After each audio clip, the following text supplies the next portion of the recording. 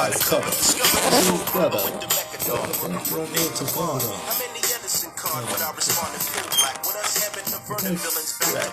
Amazing grace when I face the great paper chase. For real, it's long overdue, so I don't want to talk to you. Alright, and we back. It's Bigger Than Hip Hop. On the phone with us is legendary icon Roxanne Shante. Also joining us is my co-host Kia Jeffries.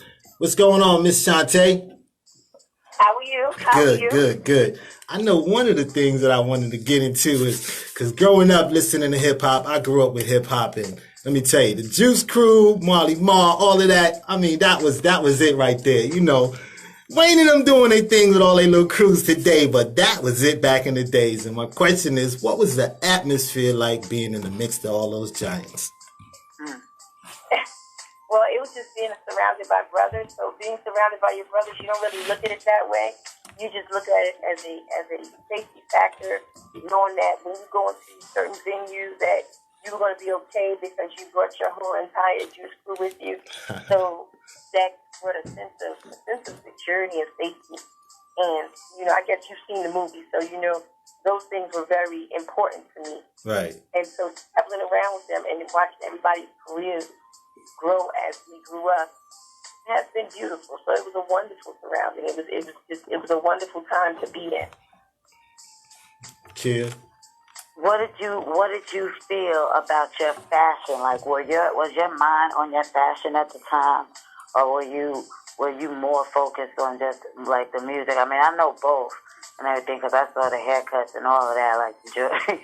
But I mean, like, everything is so fashion and with the wigs and all this extra stuff right now. So, like, in your mind at the time, how important or not important, like, you know, talk a little bit about the fashion. Well, I guess what it is that then you wanted to be on stage, so you wanted to have things that were a little different than what people would have on in the crowd. I think right. I'm a lot less fashion conscious now because now I'm a person who literally depends on what I had on that day. Might be what I grace the stage with, or might be what I do my panel in. But when I was younger, it was very pioneering and groundbreaking because people wanted to wear one pair of earrings, but they didn't want to wear two. And we were at that point in the 80s where you wanted to wear everything that you had in order to show how much you had of it. You know, so yeah, so I definitely wanted to do that. I wanted to be able to show, you know, what my quote-unquote worth was at that time. And that's the reason why I spent so much money and even, you know, things, especially on those who were around me, like my sisters and my son, and, you know, making sure everybody was, you know, fresh and dipped, as we would say. Mm-hmm. Yeah. No doubt. Now you you do a lot of things with that voice of yours there after coming into the world and introducing it to us there. So as a speaker being well sought after, what's some of the topics you touch on?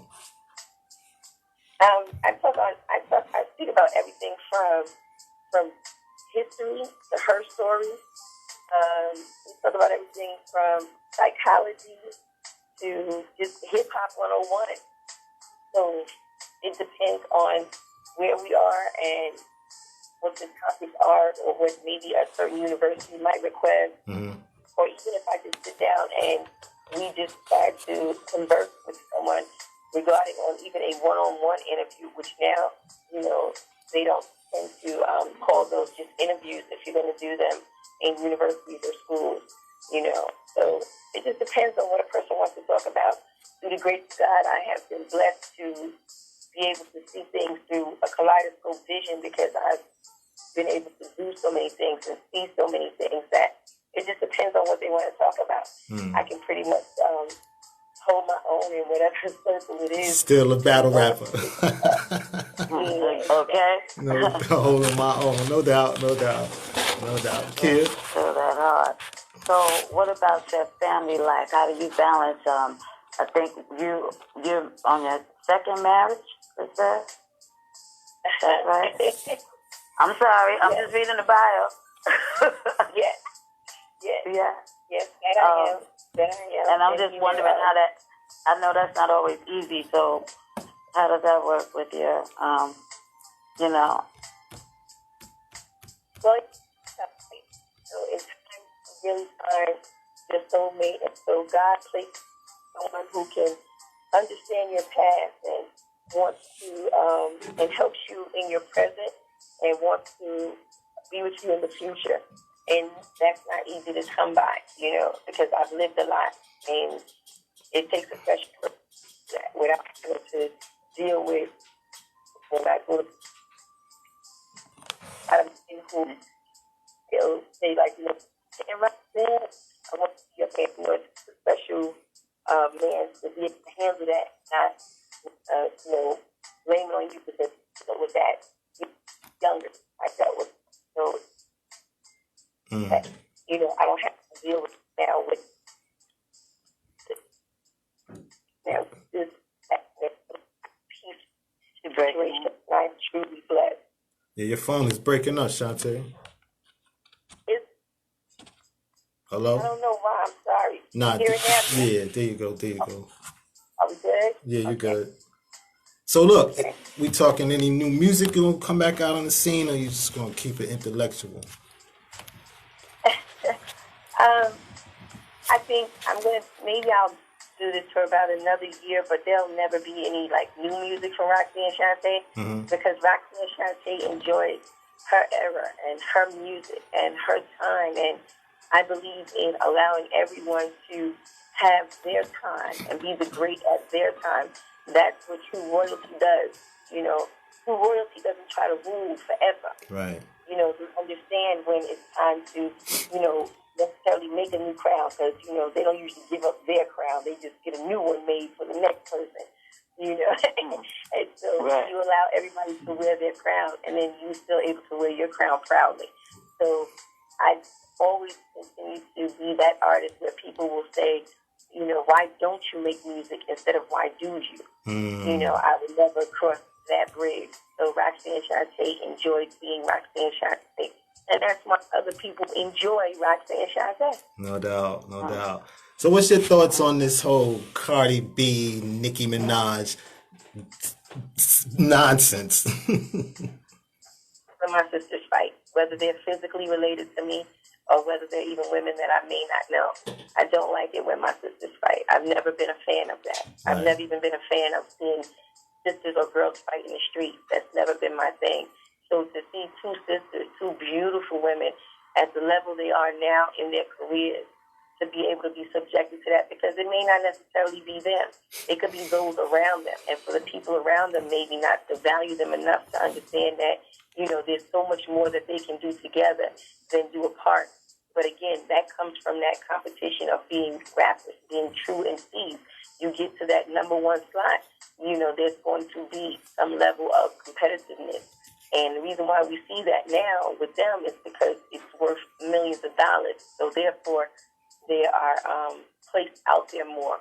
Because, I would love for them to just, at the end of the day, do some type of post that says, good, we got y'all. We really good friends. Who knows what the case is? Mm-hmm. That's just me. That's just the Roxanne Shante thoughts on it. Cute. No doubt. How do you feel about the whole political climate right now? Where are you standing in any of that?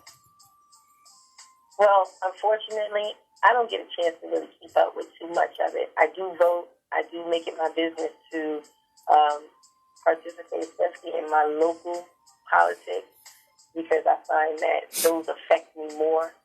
I'm more affected by what the mayor of Newark does than the president of the United States. And that's because, I'm in my neighborhood and that's what I see. So you will find me more engaged in that. But I do keep up as much as I can. But traveling so much doesn't allow me to stay glued in front of the television. Like I'll catch some things on CNN if I'm sitting in the airport. Or, if there's something drastic that happens, then I'll be like, oh, okay, let me find out about it or let me keep up on it. I leave a lot of that up to my family members that don't have to get on stage or don't have to do radio shows to kind of keep me up on things and let me know if it's ever time to evacuate. I'm sure they'll let me know. Now, as a parent, do you feel like music, and as an artist, do you feel like music has an influence on the children? And so, where do you see music for your child in the future? Like, what do you see it coming out to be? Like, it's kind of with all the mumble rap and the different Well, styles. it's not just music that has an effect on the child, it's rhythm. Right. So anything with rhythm is going to have an effect on children. It's going to, I mean, we learn our ABCs through rhythm. We learn certain things through rhythm. So it's not necessarily the music itself, but it's the rhythm of the music that influences our children. And I'm a person that controls my household. Everybody, everybody raises their children differently. Everybody has their own take as to what their children need to survive in their circumstances. A child who's growing up on a farm in Oregon is not going to need the same training as a child who's growing up on the streets of Newark. There's a whole different entity. So I can't question anybody's parenting skills or what they allow their children to hear. I can tell you what mine don't hear, and I can tell you what I didn't allow. But now that they're adults, it's a little different. Right. They have been raised enough to, make proper choices. So I'm happy with them. Okay. Kia? Yeah, I'm going back a little bit on something you said earlier. I know Newark is not an easy place. What gives you I'll say, courage to want to do the gentrification yourself? Like, curious. Hello? I was in Newark before. Like I've lived in Newark for a very long time. My sisters lived in Newark. So I can't necessarily say that I chose Newark or maybe Newark chose me. But it was definitely a time I think myself and Newark were going through changes at the point where we just worked for each other. We worked for each other as far as where we were trying to go and what we were trying to see. Will I always be in Newark? Absolutely not. That won't be the case. I think, we go where we are needed. Some people go where they are wanted. Some people go where they are needed. And some people go where they want to go. I've never had the option or the privilege of being able to just go where I want to go. So, I go where I'm needed. And I'm sure that, when Elijah is the call, it says that I'm needed in Chicago. Recently I was starting to spend a lot of time in Chicago and participating in things out there. So I don't know where necessarily Black Chance will end up. I just know that I want to make a positive impact wherever it is I go. I want my path to be one of positivity so people can say that, well, when I came here, I did this and I made it better. If I go, that's my goal. I don't come in to destroy things. I come in to build them. I don't make mockery of them. I don't point to all the bad. I try to shine light on all the good. Absolutely. Yeah. Now I got a LL Cool J story over there with the Rock the Bells. I had the opportunity to meet Mr. Cool J, and we even picked up on it on Facebook. I appreciate it. You shoot a message to your man, let him know I'm over here in radio, and I'd love to come on board. But talk about, Okay. no doubt, how you get into radio over there having a nice day with your show there. Actually, it was, I didn't go seeking a position at Sirius XM. I didn't go seeking a position. I just gave a wonderful interview. And, they told me, like, have you ever thought about doing radio? And I was like, no, not really. And they were like, you know what, you should. And it just built on from there. I think a lot of things that happen for Roxanne Shante is literally God-given because I don't go searching for them. Right. Kid? Yeah, no, that's the best way. I have So a whole listen, after work. I want to... Go ahead. But I was going to say, well, I have a flight to catch early in the morning because I have a women's expo to do, and I just got off the radio not too long ago.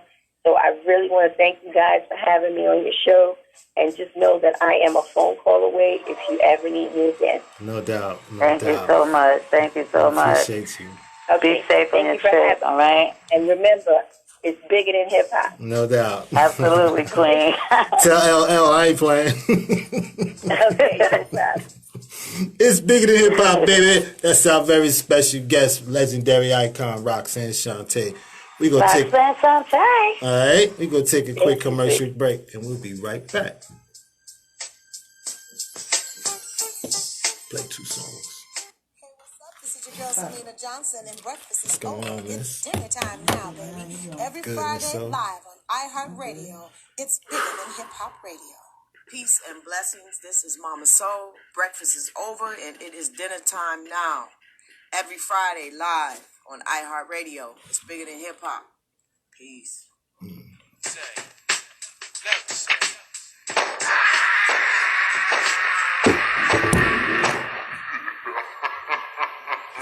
Everything go. That was good. Yeah.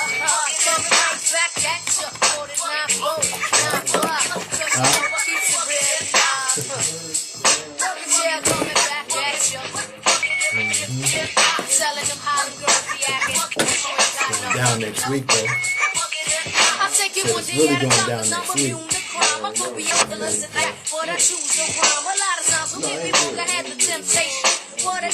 Alright, good night. Oh, you know we got Banner coming in the building. You know what happens on the regular. No pictures of letters to You're not playing, kid. you get upset and sit on what you gonna break a neck. But it would be your main man that she's giving sex. That's why you never catch me off. You them dollar hoes. Because they come a dime a dozen when you clock and go. You know? I'm all niggas on the street, I lick a shot.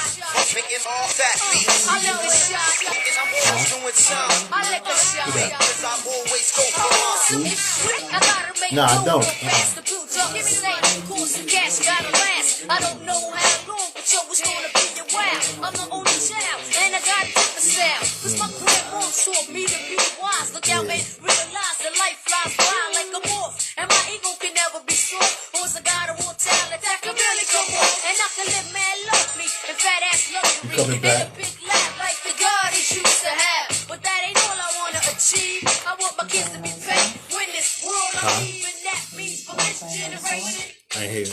You gonna play another song? We're gonna come back. And we back. It's bigger than hip hop. That was dope, right, kid? It look like we lost Kid. You're not there, Kid? Okay. I was gonna let you tell them all about your show, how you did your performance. Y'all stay tuned. It's going down over here on It's Bigger Than Hip Hop. Y'all make sure y'all tune in next week. In the building, we're gonna have The legendary. David Banner. In the building! It's Bigger Than Hip Hop. Yes. No doubt, no doubt. Tell them about your performance and what you're doing out there with your music now. You coming back on the scene. Absolutely. Got my new single called The Stalker. You know, I actually have some of the similar story with the domestic violence and all of that. And, you know, I got this song called The Stalker where I kind of touch on that to kind of get the conversation started. You know what I mean? Mm-hmm. Okay. And I'm about to shoot the video in New York next week. Shout out to homie Dio. He's going to play the stalker in the video. You know him from like Project Heat and 730. Remember that movie 730? Okay. You know the dude with the beard. He's going to play the stalker. No doubt, no doubt. Now, you did a performance about a week or two ago, and you be performing out here, like you say, on the comeback. You got somewhere else you got coming up? You going to be doing any performances they going to look out for? Yeah, I got when is my next show? I think I'm getting all my stuff together for my video and my single release and everything. And I don't think I have another show until like around Christmas time, you know? Mm-hmm. I'm going to be running around. I believe it's in New York Okay. Now, around Christmas time. as a writer, what's that process like? I don't really use a process. Nah. I'm one of these people that believes in letting the creativity flow. So I've written songs like really fast that just come to me like while I'm walking around. I might be just out and about and some kind of concept comes to me or a hook, you know, a melody line that ends up being a bridge or, you know, you never know when stuff hits me. I sleep with a pad. I used to sleep with a pad next to my bed. Now I sleep with my phone, you know, and I'll wake up and sing something into the phone or type some words, you know. Right. It's really free flowing with me like that. True. So, when you writing your lyrics, were you writing from a personal space, or is this just like you kind of pull it from different places? Definitely all different places. Like, I'm real spiritual, so I kind of let that, like I said, I let it flow. Some personal, but some other people's experiences I might know about, or I read a lot. It comes from everywhere. No doubt. Different things, Sometimes it's a wish list. That's something that I want, Mm-hmm. Got to speak it into existence, Exactly. But tell the people what you're going to bring here as the host of It's Bigger Than Hip Hop. What you bringing here to the table? Let them know. So, yeah, I've been doing the radio thing for about 4 or 5 years now.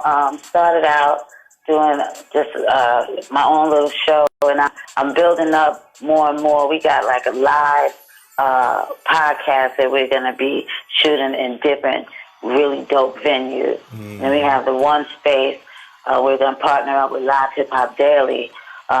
He's from New York also. You know how we do. No doubt. And he got a dope space downtown, midtown, right by the Benz Stadium in Atlanta. And it has the full kitchen. So we're going to incorporate some type of people that do the food. Atlanta's kind of known for its food. Yeah. So I was thinking to incorporate, the different chefs and people that have the food trucks and, you know what I mean? Mm-hmm. Even grandma and them, you know what I'm saying? Mm-hmm. Sometimes, and let them come in there and throw down, I'm in the gym because my mom, she's cooking all the time, so I had to get a personal trainer. No doubt. Got to work it all. I have to, but I got to eat. So. Make sure y'all come out. We're going to be having some live taping, live filming in different spots. Mm-hmm. Make sure you come out, meet us, meet the different artists that we'll be bringing, up and coming, future legends, as well as icons and people that's already killing the game. No doubt. We definitely looking forward to it going down and taking it to the next level with you on board.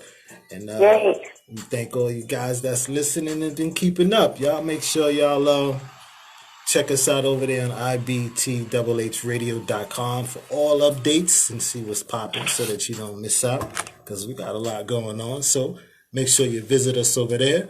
And also like us on Facebook. It's Bigger Than Hip Hop Radio. We want to thank all you guys listening live and in the archives. And we want to thank our very special guest, legendary icon, Roxanne Shante. Roxanne Shante, the queen. No doubt. You got any closing remarks over there? I just want to say thank you for having me. And thanks Eric Jones. Yeah, no doubt. For putting it together. You know what I'm saying? Mm-hmm. I've been... you've been on me with this, and I've been like, yeah, we got to merge. So one day I was like, well, give me your number. I know you got in Atlanta. Like, let's go. And you was ready. So I love that. I love that energy. Like, let's do it. So no doubt. That's great. Exactly. So we're going to show them better than we're going to talk about it. So absolutely. Y'all stay tuned. It's going down over here on This Bigger Than Hip Hop. Until next week, peace and love, family. Thank you. All right.